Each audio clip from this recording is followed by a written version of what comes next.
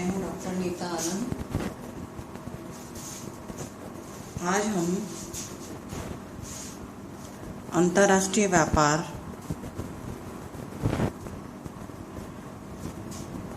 मैं हूँ डॉक्टर नीता आनंद। आज हम अंतर्राष्ट्रीय व्यापार एवं वित्त बीकॉम पार्ट 3 पेपर फर्स्ट के बारे में चर्चा करेंगे। आज का हमारा टॉपिक है अंतर्राष्ट्रीय व्यापार के लाभ।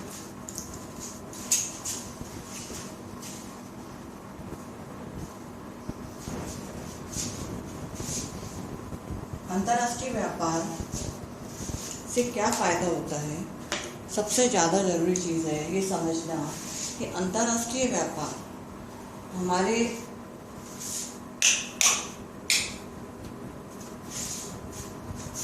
देश के लिए क्या फ़ायदेमंद है। अंतर्राष्ट्रीय व्यापार से देश में राष्ट्रीय उत्पादन बढ़ता है और राष्ट्रीय उत्पादन के साथ साथ देश में आय बढ़ती है, रोजगार के अवसर बढ़ते हैं, लोगों की आय बढ़ने के साथ साथ उनकी बचतों में वृद्धि होती है। अंतर्राष्ट्रीय व्यापार किसी भी देश के लिए प्रगति का मार्ग प्रशस्त करता है। अंतर्राष्ट्रीय व्यापार में जब आय बढ़ती है, आय के साथ बचतें बढ़ती है, बचतों के साथ में विनियोग बढ़ता है और विनियोग जब बढ़ता है उस देश में पूंजी की मात्रा बढ़ जाती है, उत्पादन की स्थिति में सुधार होता है। तो अंतर्राष्ट्रीय व्यापार के आज हम आर्थिक लाभों की चर्चा करेंगे। फर्स्ट पॉइंट इसमें प्राकृतिक साधनों का पूर्ण वितरण। अंतर्राष्ट्रीय व्यापार के अंदर उत्पादन की मात्रा को बढ़ाया जाता है। उत्पादन की मात्रा के बढ़ने के साथ साथ जितने हमारे देश में साधन उपलब्ध होते हैं उन साधनों का विदोहन होता है। जो साधन बेकार पड़े हैं उनको हम पूर्णतया निकाल कर उनका उत्पादन करके उनसे हम अनेक प्रकार के उद्योग धंधों का विकास कर सकते हैं। अनेक उद्योग के विकास के साथ साथ देश का भी विकास होता है। देश में रहने वाले लोगों को रोजगार की प्राप्ति होती है और जो भी अधिक उत्पादन होता है उस अधिक उत्पादन का हम विदेशों को निर्यात कर सकते हैं। दूसरा हमारा आर्थिक जो लाभ है श्रम विभाजन एवं विशिष्टीकरण। श्रम विभाजन क्या है? श्रम विभाजन अंतर्राष्ट्रीय व्यापार के लिए अत्यंत आवश्यक है। आज के युग में श्रम विभाजन ही एक सबसे महत्वपूर्ण विषय है जिसके लिए सबका पढ़ना अत्यंत आवश्यक है। हर व्यक्ति को वो पढ़ाई करनी है, वो काम करना है जिसमें कि उसको विशिष्टीकरण हासिल हो। कोई व्यक्ति जो कपड़ा बनाने में एक्सपर्ट है वो केवल कपड़े का उत्पादन करे। जो व्यक्ति रंगाई छपाई करने में एक्सपर्ट है वो रंगाई का काम करे। कोई व्यक्ति यदि प्रिंटिंग करने में एक्सपर्ट है तो वो प्रिंटिंग का काम करे और किसान है तो वो केवल कपास का ही उत्पादन करे। श्रम विभाजन का एक सिस्टम है और उसके अनुसार ही हर व्यक्ति अपने कार्य में निपुण होता जाता है। तो ये अत्यंत जरूरी भी है कि एक व्यक्ति अपने कार्य में महारत को हासिल करे और इसी को हम विशिष्टीकरण के नाम से जानते हैं। कोई भी व्यक्ति अकेला ही सभी कामों को संपन्न नहीं कर सकता। तो अंतर्राष्ट्रीय व्यापार में श्रम विभाजन और विशिष्टीकरण दोनों का अत्यंत महत्वपूर्ण स्थान है। तीसरी बात आती है तीव्र औद्योगिकरण। अंतर्राष्ट्रीय व्यापार उद्योगों को बढ़ाने में भी सहायक होता है, उद्योग धंधों के विकास में भी सहायक होता है। कोई भी उद्योग जब भी उत्पादन में वृद्धि करता है, जब उसकी देश में मांग होती है उसके उत्पादन की और विदेशों में भी मांग होती है। विदेशों में जब मांग अधिक होती है तो हम अधिक मात्रा में उत्पादन करते हैं और उस अधिक उत्पादन का हम दूसरे देशों को निर्यात कर सकते हैं। चौथी बात आती है उत्पादन विधियों में सुधार। भारत एक विकासशील राष्ट्र है, आज भी आर्थिक विकास की दृष्टि से बहुत विकसित देशों की तुलना में बहुत पीछे है। आवश्यकता इस बात की है कि हम अपनी जो प्रोडक्शन मेथोडोलॉजी है उसमें सुधार करें, उत्पादन विधियों में सुधार करें। नई सी नई तकनीक विदेशों में विकसित हो रही है, उस विकसित तकनीक के माध्यम से देश में उत्पादन को बढ़ावा। उत्पादन बढ़ेगा तो देश का आर्थिक विकास होगा और उसके साथ साथ देश के राष्ट्रीय उत्पादन में वृद्धि होती है, राष्ट्रीय आय में वृद्धि होती है, रोजगार में वृद्धि होती है और देश के लोगों को अधिक से अधिक काम मिलता है। जब काम मिलता है तो लोगों को उनकी आय बढ़ जाती है, उससे उनके रहने का जो जीवन स्तर होता है वो भी ऊंचा होता है। तो हम ये कहना चाहेंगे कि अंतर्राष्ट्रीय व्यापार का सबसे एक महत्वपूर्ण लाभ ये है कि उत्पादन की विधियों में सुधार होता है। अगले पॉइंट पे, पांचवें पॉइंट पे जब हम आते हैं कि अंतर्राष्ट्रीय व्यापार का जो पांचवा लाभ है वो एकाधिकारी प्रवृत्ति पर रोक है। एकाधिकारी प्रवृत्ति क्या है? एकाधिकारी प्रवृत्ति वह होती है जिसमें एक ही उत्पादक होता है, जो अकेला ही उत्पादन करता है और अन्य कोई भी उत्पादक उस क्षेत्र में प्रवेश नहीं कर सकता। ये हमने पार्ट 1 में पढ़ा है। लेकिन वर्तमान में वैश्वीकरण का युग है, सभी देश एक दूसरे के साथ जुड़े हुए हैं। कोई भी देश किसी भी वस्तु का उत्पादन कर सकता है, कितनी भी मात्रा में कर सकता है, वो स्वयं की आवश्यकता के लिए उत्पादन कर सकता है एवं अन्य देशों की आवश्यकता को पूरा करने के लिए उत्पादन कर सकता है। तो हम ये कह सकते हैं कि जो अंतर्राष्ट्रीय व्यापार है वो एकाधिकारी प्रवृत्तियों पर भी रोक लगाता है। एक उत्पादक उत्पादन करेगा तो वस्तु का मूल्य भी ज़्यादा होगा और दूसरे देशों में उस आवश्यकता को पूरा करना भी संभव नहीं होगा।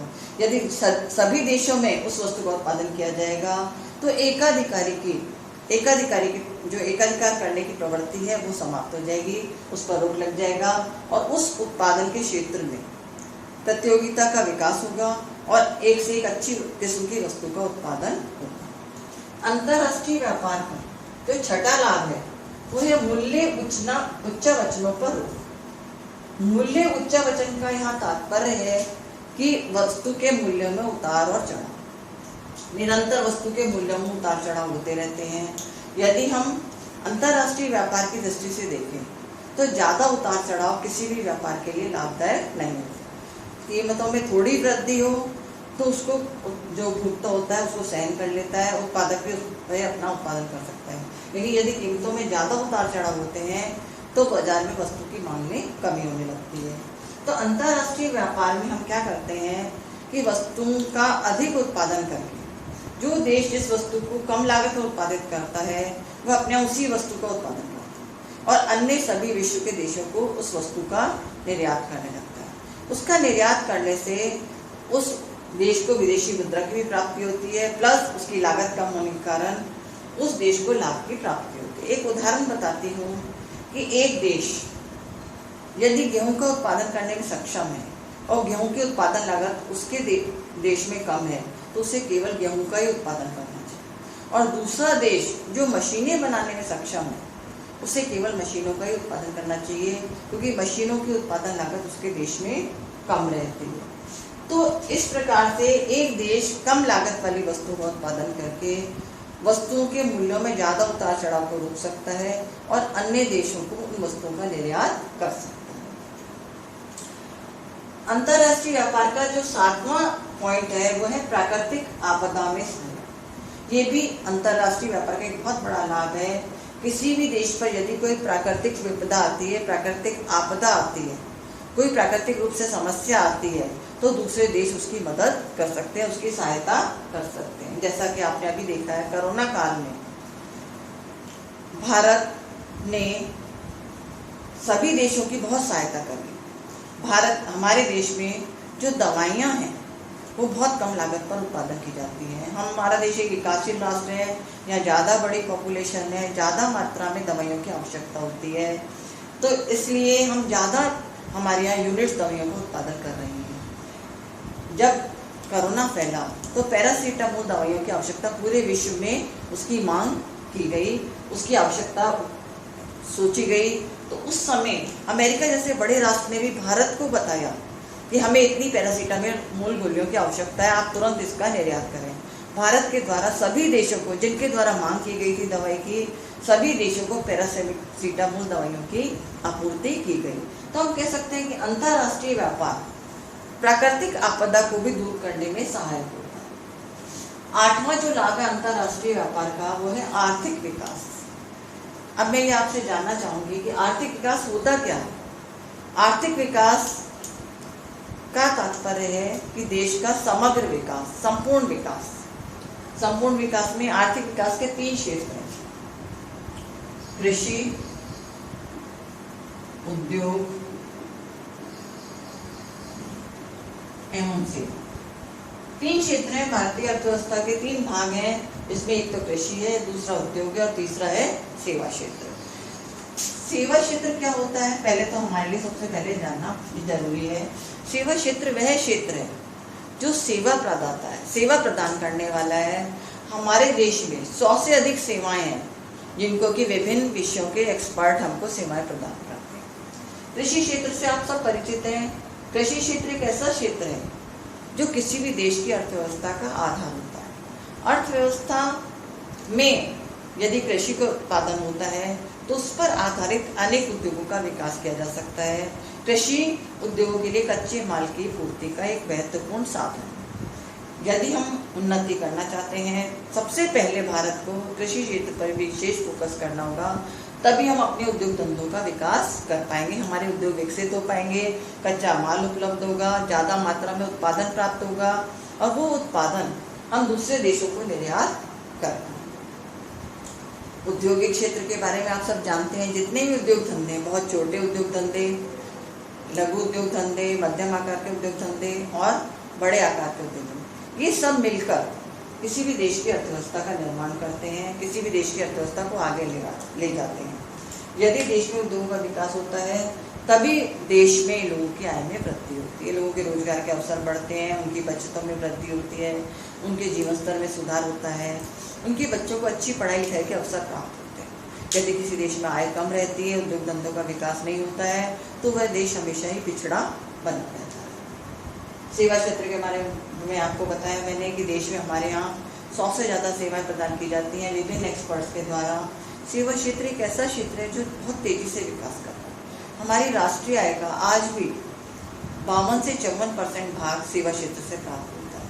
सेवा क्षेत्र एक ऐसा क्षेत्र है जिससे हमें कृषि और उद्योग सभी के लिए सेवाएं प्राप्त होती हैं और हमारे देश में बड़ी जनसंख्या है जो हमारे लिए अच्छी सेवाएं प्रदान कर सकती है। 9वां विदेशी विनिमय अंतर्राष्ट्रीय व्यापार का जो लाभ है, विदेशी विनिमय का अर्थ है। विदेशी विनिमय क्या है? विदेशों से प्राप्त होने वाली मुद्रा को हम विदेशी मुद्रा कहते हैं और विनिमय का तात्पर्य है यहाँ पर बाजार में वस्तुओं का लेन देन। अंतर्देशीय व्यापार में क्रेता और विक्रेता एक ही देश के होते हैं, जबकि अंतर्राष्ट्रीय व्यापार में जो क्रेता अलग देश का होता है और विक्रेता अलग देश का होता है। दोनों पहले बातचीत करते हैं, एग्रीमेंट करते हैं कि ये माल खरीदा जाएगा, इस माल का भुगतान इस करेंसी में किया जाएगा। और सबसे ज़रूरी समझने की बात यह है कि जो विदेशी व्यापार है उसमें हम जिस देश के साथ व्यापार करते हैं उस देश की मुद्रा में हमको भुगतान करना पड़ता है। यदि हम अमेरिका से कोई सामान मंगाते हैं, जैसे कि अभी हमने बहुत सारे लड़ाकू विमान मंगाए हैं, तो उसका भुगतान हमको डॉलर में ही करना पड़ता है। तो जो वस्तुएं हम निर्यात करते हैं तो हम बदले में उस देश की मुद्रा ले सकते हैं जिस देश को हम निर्यात कर रहे हैं। यदि हम उस देश की मुद्रा नहीं लेना चाहते हैं, हम डॉलर में उसका भुगतान प्राप्त कर सकते हैं। और एक लास्ट वो है अपॉर्चुनिटी कि हम उस वस्तु का भुगतान गोल्ड में भी प्राप्त कर सकते हैं। तो अंतर्राष्ट्रीय व्यापार विदेशी विनिमय अर्जन का एक महत्वपूर्ण साधन है। अंतर्राष्ट्रीय व्यापार से हम विदेशी मुद्रा के भंडार को बढ़ा सकते हैं। आजकल आपको पता है एफडीआई के माध्यम से भी हमारी विदेशी विनिमय के जो भंडार है वो निरंतर बढ़ते जा रहे हैं।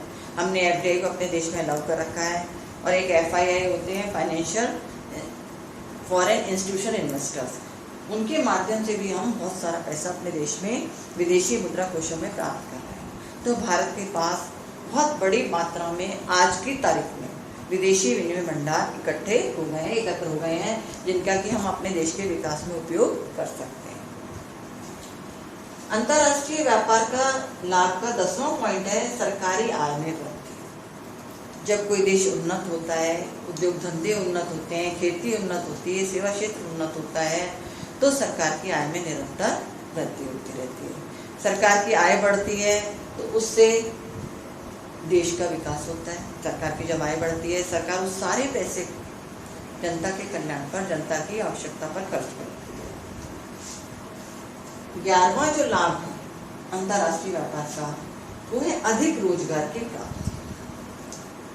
अंतर्राष्ट्रीय व्यापार किसी भी देश का विकास करता है, उस देश की खेती को उन्नत बनाते हैं अंतर्राष्ट्रीय व्यापार के माध्यम से। अंतर्राष्ट्रीय व्यापार के माध्यम से उद्योग धंधों को उन्नत बनाया जाता है, उद्योग इंडस्ट्रीज खोली जाती है, छोटी बड़ी बड़ी पैमाने पर इंडस्ट्रीज खोली जाती हैं। इससे क्या होता है कि हमारे पास टेक्निकल नॉलेज तो विदेश से आ जाती है, मशीनें भी आ जाती हैं, कुछ अधिकारी भी आ जाते हैं, कुछ इंजीनियर्स भी आ जाते हैं, लेकिन जो फैक्ट्री में काम करने वाले लोग हैं, फैक्ट्री को बनाने वाले लोग हैं, रॉ मटेरियल का उत्पादन करने वाले लोग हैं, वो अपने देश के होते हैं। तो इससे क्या होता है, किसी भी देश में रोजगार